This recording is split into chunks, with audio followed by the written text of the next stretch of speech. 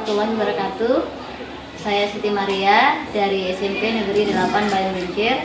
Saya calon guru penggerak angkatan 10 dari Kabupaten Musi Banyu-Asin. Teman-teman, hari ini saya tidak sendiri, saya bersama Kepala SMP Negeri 8 Bayung Lincir, Bapak Margono MPD. Pada hari ini saya akan mewawancarai beliau terkait materi di modul 3.1. Assalamualaikum Pak. Salam Bu Siti, sehat? Alhamdulillah Pak. Bapak bagaimana kabarnya? Alhamdulillah sehat juga. Alhamdulillah sehat. Bapak, sebelumnya saya mengucapkan banyak terima kasih atas kesempatannya. Bapak sudah bersedia untuk diwawancarai untuk kegiatan di tugas saya di modul 3.1 ini ya Bapak ya. Iya. Nah, di sini saya akan ada beberapa pertanyaan Pak yang akan saya ajukan untuk Bapak terkait dengan tugas ini. Bisa kita mulai Pak ya? Boleh. Ya. Yang pertama ini, jadi kan kita di dalam lingkungan sekolah itu kan pasti banyak permasalahan ya Bapak ya. Iya. Baik itu mengenai terkait dilema etika ataupun dengan masalah rujukan moral. Nah, jadi terkait dengan ini, jadi selama ini bagaimana Bapak dapat mengidentifikasi kasus-kasus yang merupakan dilema etika ataupun rujukan moral? Iya.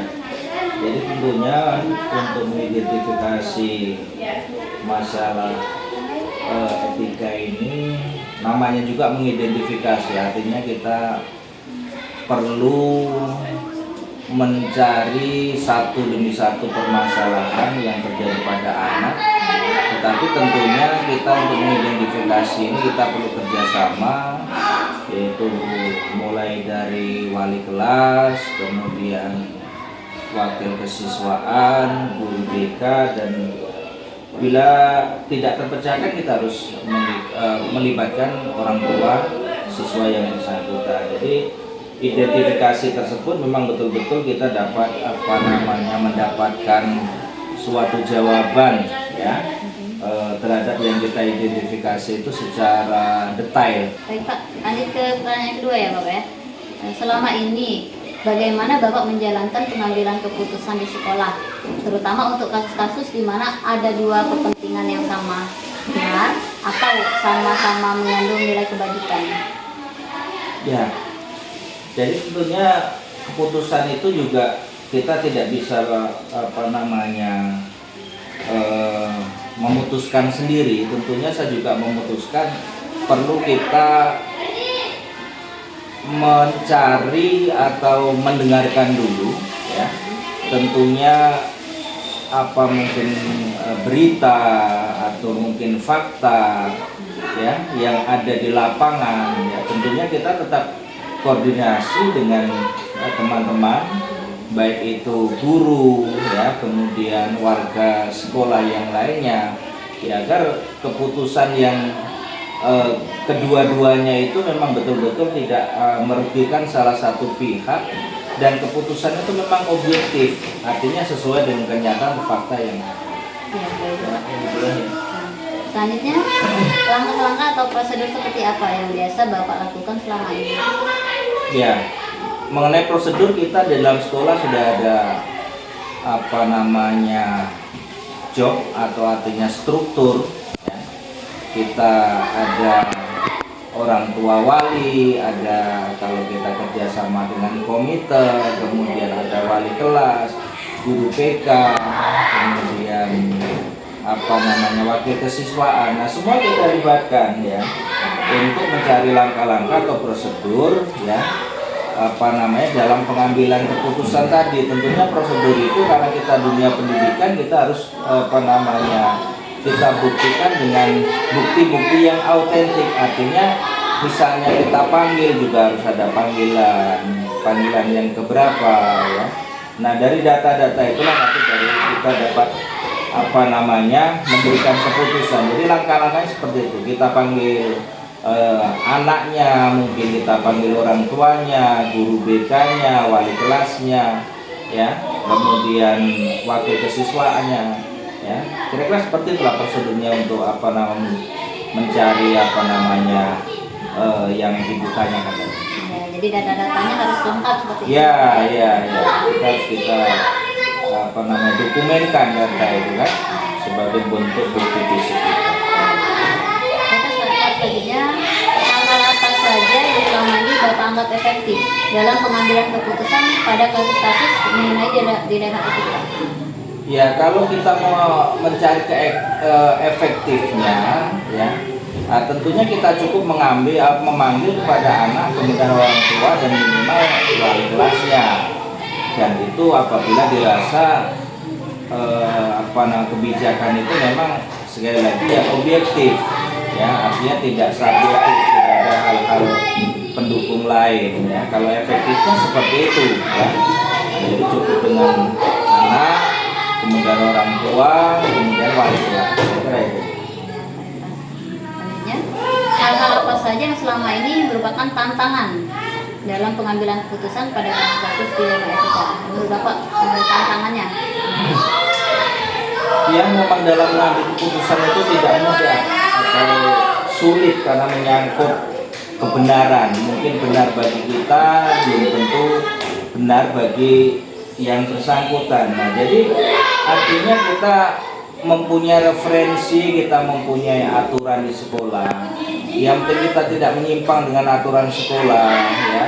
Nah, saya kira keputusan itu tentunya merupakan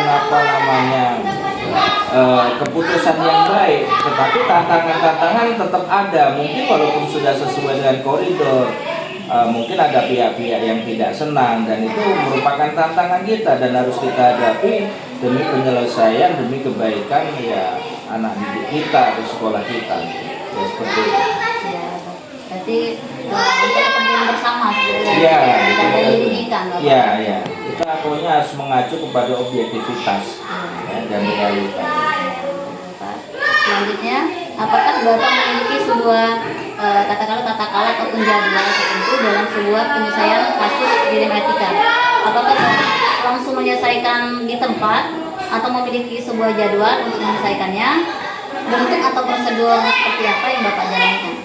Ya, jadi untuk penyelesaian sebenarnya masalah-masalah yang ada di sekolah, seperti saya katakan di depan tadi, kita mempunyai personel, kita mempunyai struktur, ya.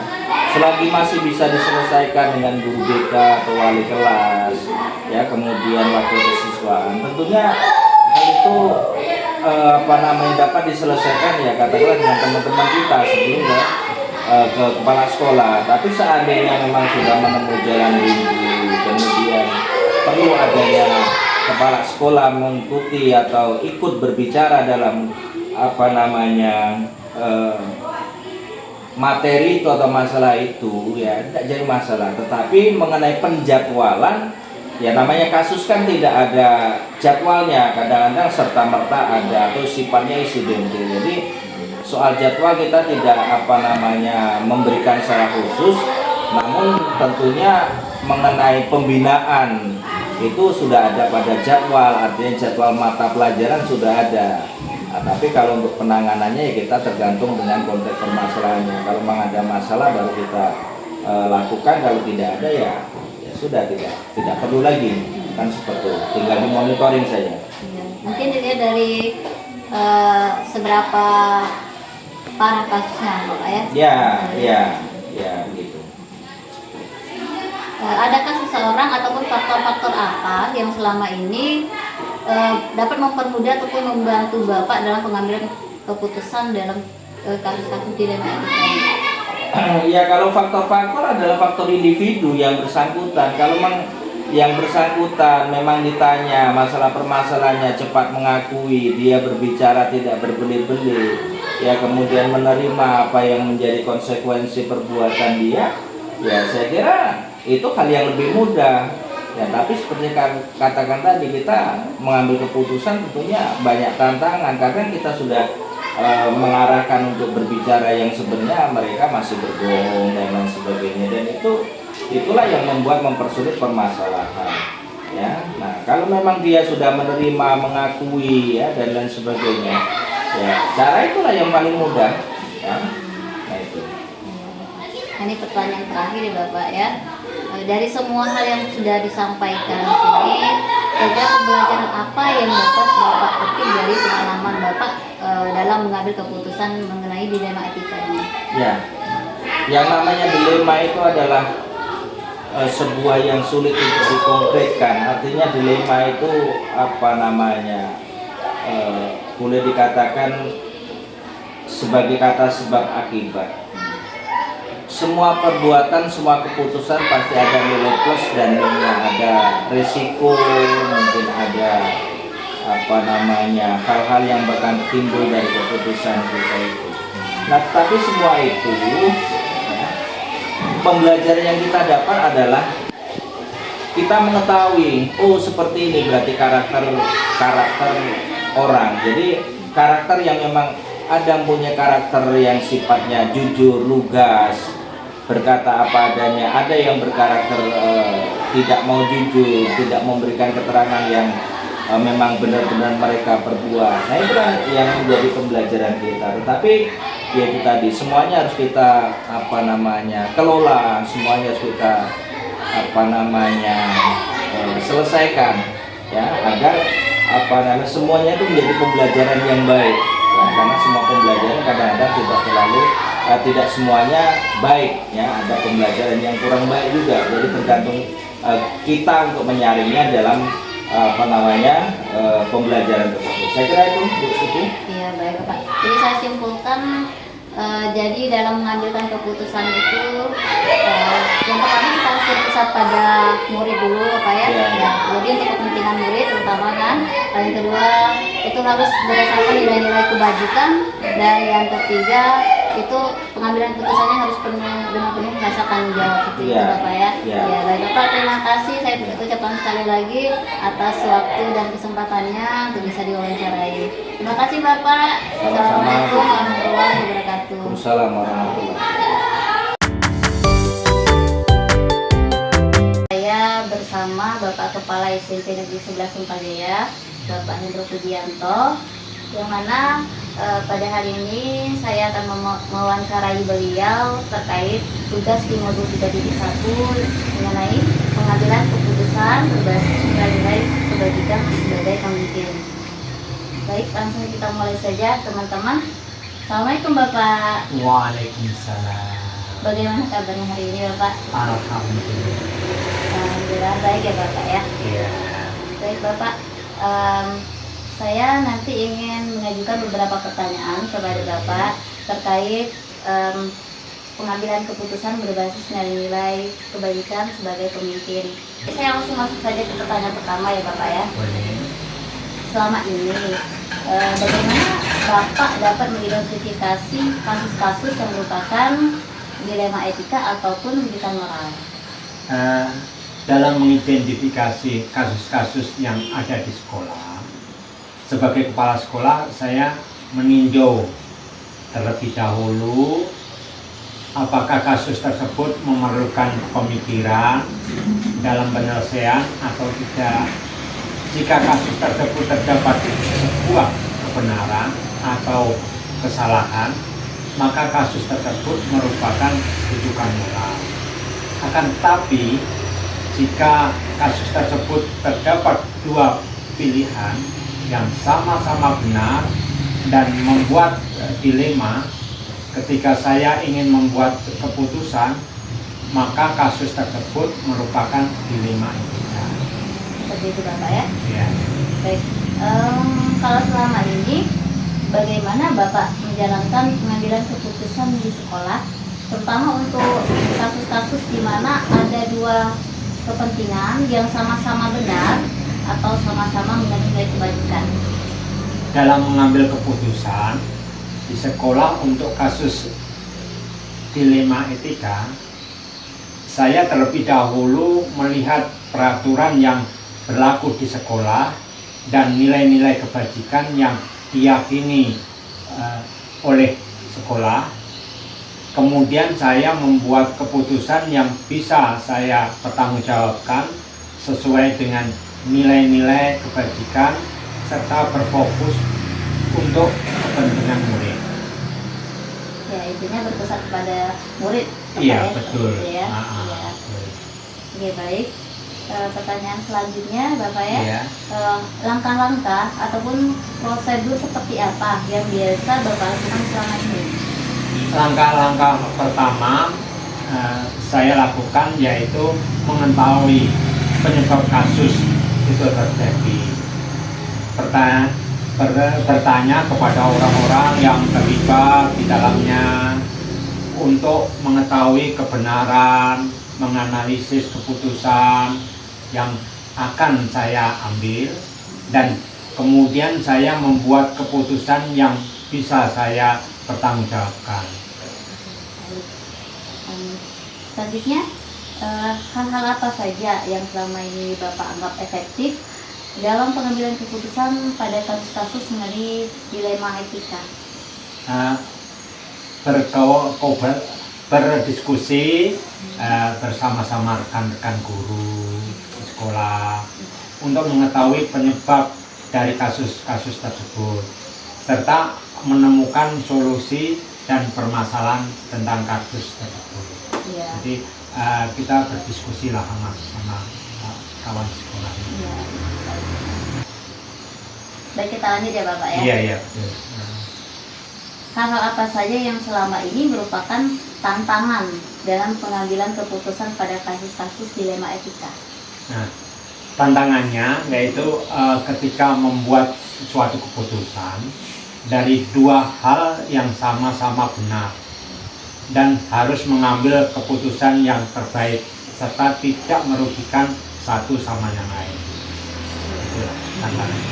Ya, mungkin tidak merugikan Bapak ya. Iya, betul.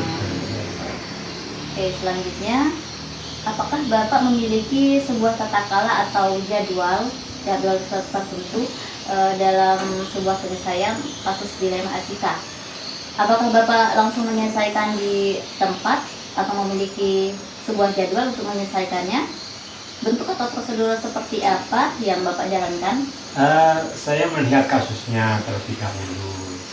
Jika kasusnya membutuhkan pemikiran mendalam, maka saya harus menganalisanya terlebih dahulu. Akan tetapi, jika kasusnya tidak membutuhkan pemikiran yang mendalam, maka saya akan menyelesaikan segera. Selanjutnya, adakah seseorang atau faktor-faktor apa yang selama ini mempermudah atau membantu Bapak dalam pengambilan keputusan dalam kasus-kasus dilema etika ini? Adanya kolaborasi dengan kawan-kawan sejawat, guru, kemudian siswa, warga sekolah, dan pihak-pihak yang terlibat di dalam kasus dilema etika.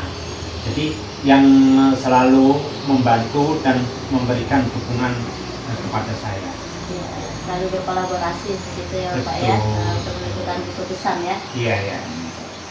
Jadi soal yang terakhir ya Bapak ya. Iya. Dari semua hal yang telah disampaikan tadi, kira-kira pembelajaran apa yang dapat Bapak petik dari pengalaman Bapak dalam mengambil keputusan mengenai dilema etika ini? Bahwa dalam pengambilan suatu keputusan dilema etika, saya harus menganalisis terlebih dahulu kasusnya, mengetahui penyebab dari kasus tersebut, berkolaborasi dengan pihak-pihak yang terlibat dalam kasus tersebut, kemudian membuat keputusan yang didasarkan pada kepentingan murid serta mengacu pada nilai-nilai kebajikan yang ada di sekolah, dan membuat keputusan yang bisa saya pertanggungjawabkan. Betul sekali. Oke Bapak, sebelumnya saya ucapkan terima kasih banyak atas waktu dan kesempatannya telah bersedia untuk diwawancarai. Saya ucapkan terima kasih Bapak. Sama-sama. Assalamualaikum warahmatullahi wabarakatuh. Waalaikumsalam warahmatullahi wabarakatuh.